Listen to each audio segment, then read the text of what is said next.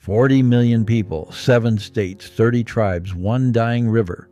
So who actually owns the Colorado River when there's not enough water to go around? Here's the uncomfortable truth. Nobody owns it. But everybody's claiming their share of a river that's disappearing. The math doesn't work anymore. The Colorado River starts as Rocky Mountain snow, travels 1,450 miles, and fills 2 massive reservoirs, Lake Powell and Lake Mead.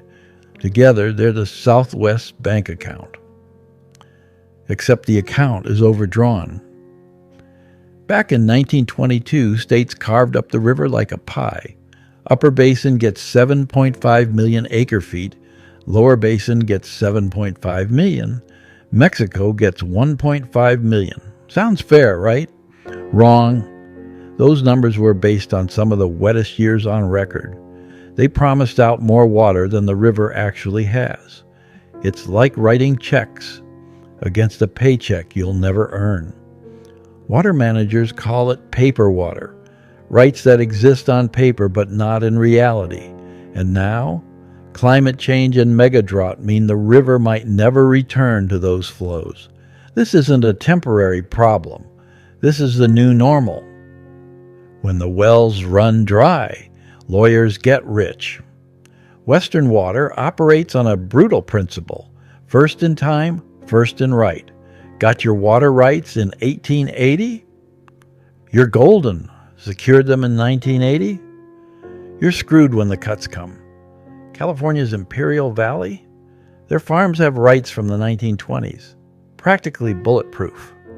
Arizona's Central Arizona Project? Built in the 1980s.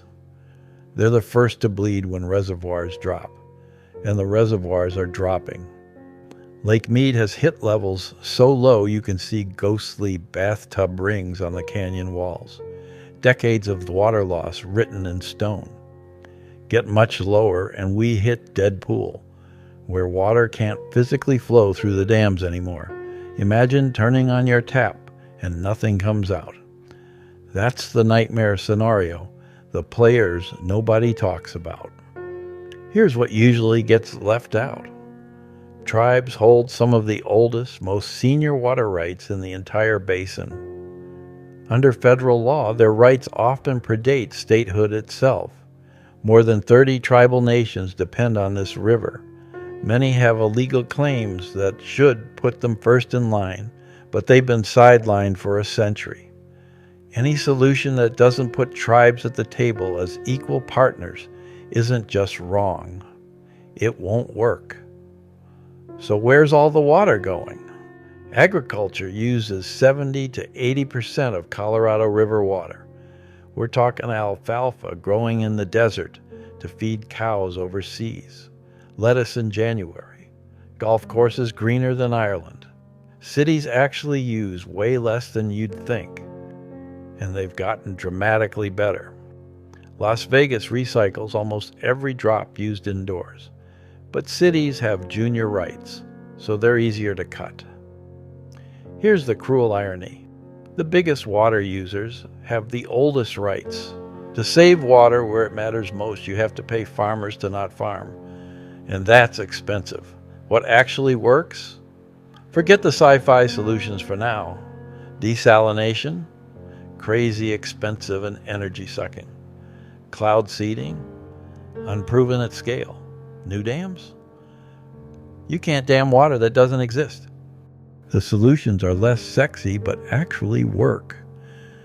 Negotiate a new deal by 2026 that includes everyone, tribes, cities, farms, and ecosystems. Pay farmers to fallow fields and leave water in the river. Recycle wastewater into drinking water. Stop pumping groundwater to cheat the system when surface water gets cut. Groundwater is also dramatically dropping, and may be the next water crisis. Negotiate a new deal by 2026 that includes everyone, tribes, cities, farms, ecosystems, the gut check. The current rules expire in 2026. What comes next will decide the Southwest's fate for decades. So if you had a vote, Do you prioritize cities where millions live? Farms that feed the country? Tribes with the oldest legal claims? The river itself, what's left of it? There's no easy answer. But doing nothing? That's choosing catastrophe. The Colorado River is a test. Can we share what's left? Or do we fight over the scraps until there's nothing left to fight about? Drop your take in the comments. This affects all of us. Subscribe to our channel to explore the wonders of desert life, from its wild landscapes and wildlife to the vibrant communities that call it home.